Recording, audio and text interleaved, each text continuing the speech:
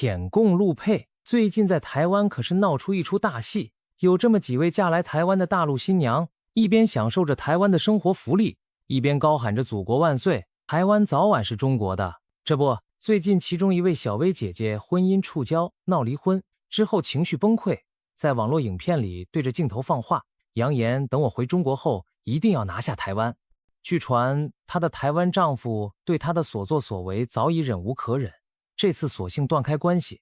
这场离婚无疑成了压垮小薇理智的最后一根稻草。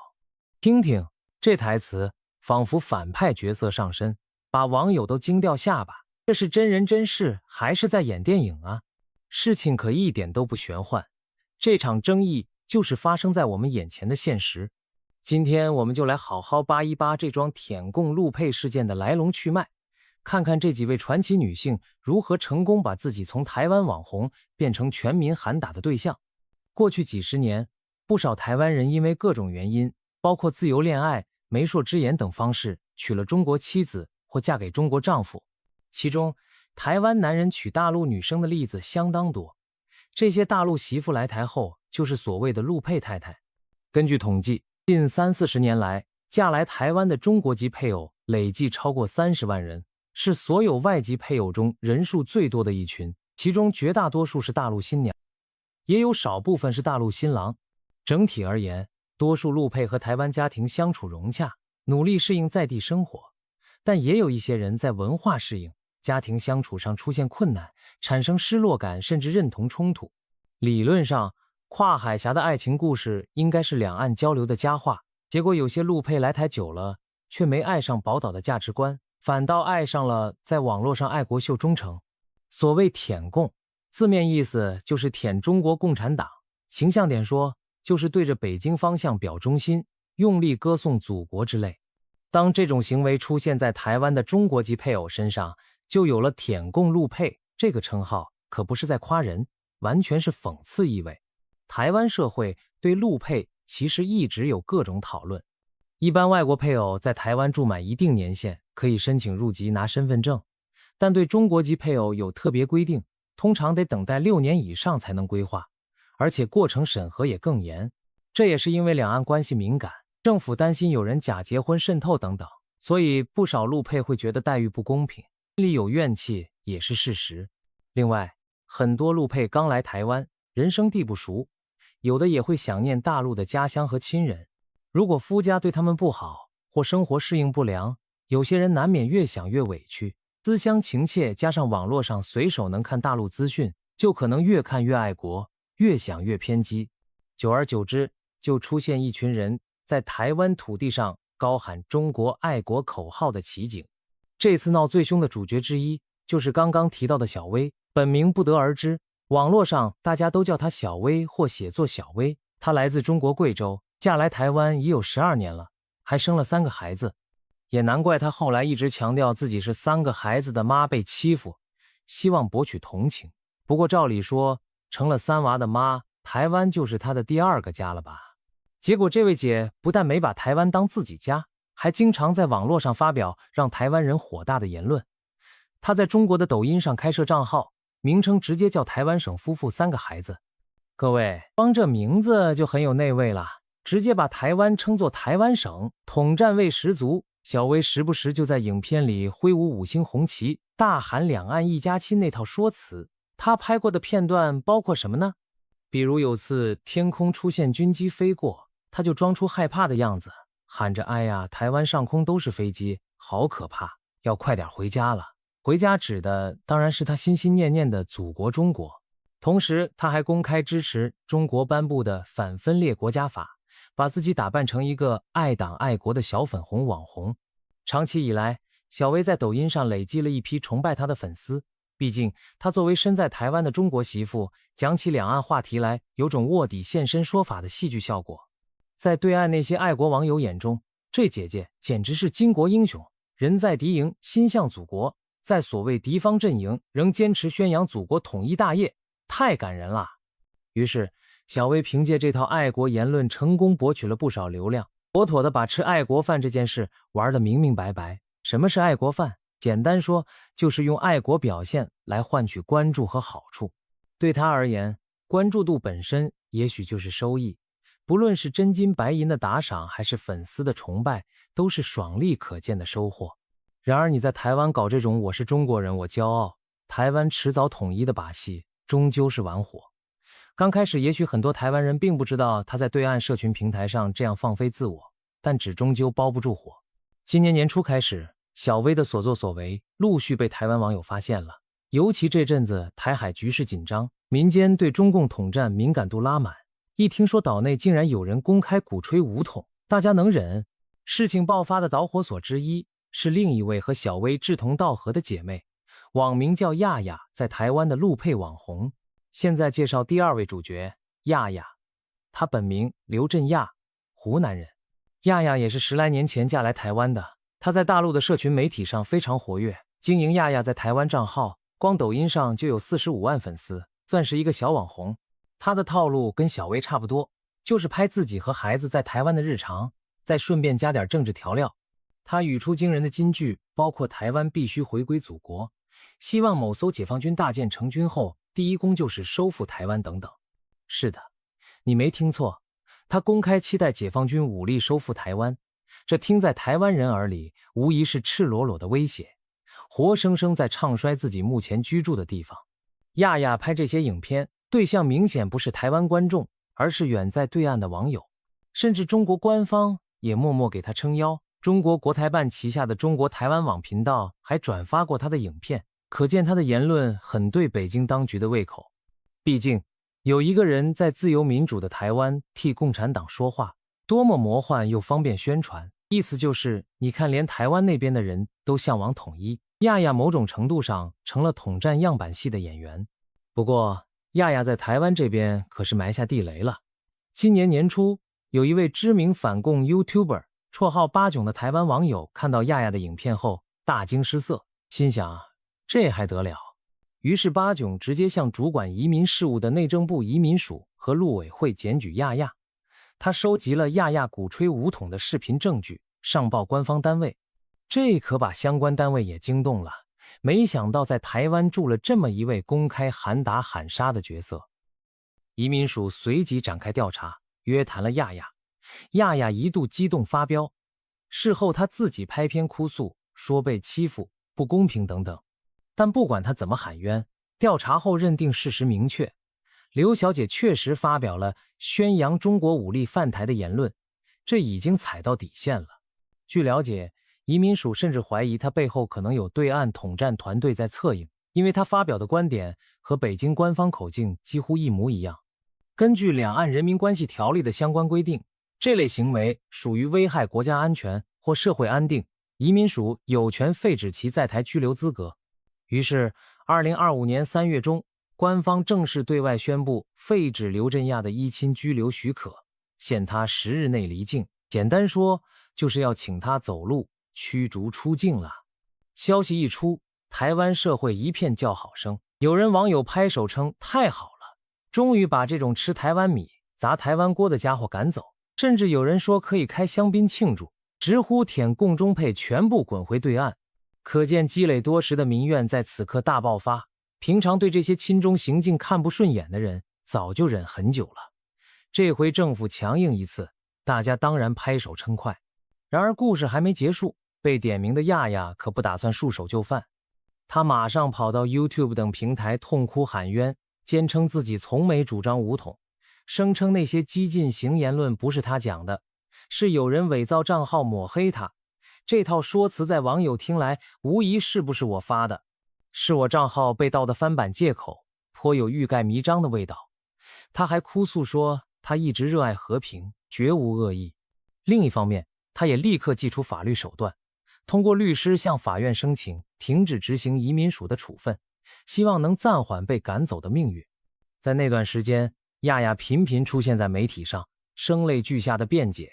还上节目强调我没有支持武统，真的没有。为了博取同情，他也搬出自己的孩子，不断喊话，苦求不要让他和孩子分离。只是台湾法院相当硬气，并不买账。法官认为移民署处分并无不当，从现有证据看，亚亚确实有鼓吹战争的宣传事实，这种行为已超出单纯言论自由的范畴。于是法院驳回了他的申请，裁定维持移民署决定，亚亚必须在期限内离境，否则将被强制遣送。换句话说，他闹到最后，官司照样没用，该走还是得走。亚亚这出闹剧闹得沸沸扬扬，朝野政坛也纷纷表态，民进党立委们拍手称快，大赞政府这回出手果断。有绿营立委直接放话说不爱台湾，对台湾不好，就请你回去。理所当然，这代表了执政党的态度，认为你既然仇视台湾，凭什么留在这享受？反观在野的国民党那边，偏偏有个立委王宏威跳出来声援亚亚，说陆配也有言论自由，政府不该因发表意见就取消人家居留。王委员这番话一出，立刻遭到舆论海啸般的挞伐，许多台湾网友怒批，散布武统言论也算言论自由？要是有人扬言要放火烧你家，这能由着他吗？还有人翻出王委员的背景，质疑他是不是立场有问题。总之，王宏威想替陆配喊自由，结果弄巧成拙，反而让自己背上护航舔共陆配的骂名，甚至一度出现有人发起罢免他的声浪，可谓自找麻烦。这边亚亚闹腾着准备打包走人，另一边小薇姐姐却一点没引以为戒，反而狠狠摔了个跟头。原来在亚亚事件后，网友们顺藤摸瓜，发现其实还有好几位陆配网红也在干类似统战的事，小薇就是其中之一。而且更夸张，移民署在处理完亚亚后，很快也找上了小薇和另一名陆配网红恩启。恩启和小薇同样在抖音上多次发表支持武统的影片，是亲密战友。3月下旬，移民署约谈了小薇和恩启，了解情况后，同样决定取消他们的居留权，限期离境。当小薇拿到那张废止居留许可的通知书时，她先是得意洋洋地炫耀说自己胜利了，听起来很奇怪，居留被废还哪门子胜利？原来他一开始以为移民署不敢拿他怎样。约谈后，小薇还拍片呛声检举他的网友没用，还狂言你看吧，我什么事也没有。结果打脸来得飞快，没过几天，政府正式发文要他走人。这下小薇脸挂不住了，随即改口大骂台湾政府。他和恩启一起直播连线取暖，还干杯喝酒，称自己牺牲值得，爱国饭吃得明明白白，一副为祖国受难也光荣的样子。小薇在影片中激动地破口大骂，说台湾政府就这么没有作为吗？一个妇女喊一喊你就害怕了，丢脸啊，丢到国际新闻上去了。她越说越气愤，还回忆自己在台湾生活12年从没觉得开心过，得到的全是不开心的回忆。她喊话，如果一直待在一个让人伤心的地方，你能快乐得起来吗？现在台湾没有言论自由，他很高兴要光荣回大陆去了。他还说台湾本来号称有言论自由，他不过喊了几句台湾是中国的台湾，台湾早晚满地插满5星红旗，台湾政府就怕了吗？一个妇女就能威胁到政府吗？政府这么做真是丢脸丢到国际上去了。他最后豪气表示自己光荣幸福回家，自己是堂堂正正的中国人，永远不怕事。可以说小薇的崩溃发言把这场风波推向了高潮。原本大家只是要求依法处理，没想到他如此嚣张，反咬一口，让更多台湾人直呼忍无可忍。网络上骂声一片，有人嘲讽说你嫌不好，还待了12年，是在受虐吗？还有人建议，既然他扬言回去后要拿下台湾，那干脆把他列入永久不受欢迎名单，永远别再让他入境。总之，小薇成功把自己从一个无名人妻操作成了全民公敌级的笑柄。另外值得一提的是，这波风波还逼出许多隐藏角色浮上台面，除了亚亚、小薇、恩启之外，还有其他在网络上躲在暗处发表类似言论的陆配网红。一些人一看风头不对，纷纷删除影片，改名潜水，生怕成为下一个目标。例如有位昵称关关的陆配曾在抖音上叫嚣迟早5星红旗要插满台湾，结果最近突然将所有相关影片清空，连账号名称都改得干干净净。看来移民署的重拳出击确实震慑住一票跟风分子，免得这种乱象像肿瘤一样扩散开来。还有单位警告说，这类统战言论若不处理，恐怕会像癌细胞般蔓延。网友们对这几位舔共太太的后续发展也脑洞大开，纷纷开起玩笑进行二创。有人大编了一出桃园3结义的戏码，描述小薇、恩启、亚亚三人在桃园机场结拜成异性姐妹，相约回中国后继续努力多生孩子。5年后，各自带着10几个儿女再度依亲返台，用30胎小孩为某统派政党添砖加瓦，实现迂回统战的最终胜利。这段荒诞的脑补虽是调侃，却也反映了一部分民众对陆配可能影响台湾人口与选举的揶揄与担忧，把整个事件变成了黑色幽默大合集。另一方面，中国那边的官方也没闲着，对于亚亚、小薇们接连被台湾驱逐这件事，中共当局自然要大做文章。国台办发言人在记者会上直接点明此事，痛批民进党当局虚伪又双标，一边号称民主自由，一边打击不同立场的声音，还直接点名检举人巴囧，用了一串狠话骂他，把巴囧骂成了什么阿猫阿狗的宵小角色，还放话必遭严惩，像古装戏里气急败坏的反派角色在喊拿下去斩了似的。巴囧听到后倒是不在乎，反而笑称被国台办点名是自己的光荣时刻，还说感谢中共免费送上的宣传，语气相当调侃。中共发言人这番辱骂在台湾网友看来更是荒谬，大家满头问号啊，这在自己国家检举危害国安的人竟被你中国官员点名威胁。不少人反倒替巴囧感到高兴，直接被对岸骂，证明他做对了嘛，甚至有人恭喜他荣登黑名单。也有评论指出，中共口口声声说台湾打压言论，却对这些宣扬武统的人赞誉有加，双标极了。再对比一下，在中国那边，要是有人公开喊台湾独立，怕是早被抓去关禁闭了吧，哪可能像亚亚他们在台湾这样撒泼这么久才被请出境。两相对照，谁自由谁专制，不言而喻。从头看到这里，我们发现这事件背后有不少结构性的矛盾。首先是自由与法律底线的矛盾。在台湾，言论自由固然重要，但鼓吹敌对势力武力犯台已经超出单纯意见表达，构成对公共安全的威胁。亚亚们把仇恨言论说成只是观点，这明显是偷换概念。在民主社会，当你的言论等同于帮别人挥刀砍人，对不起，法律也不可能继续容忍你。台湾此次对陆配统战严刑开闸，就是一次划定红线，意思是怎么想是你的自由，但如果公开宣传要消灭台湾，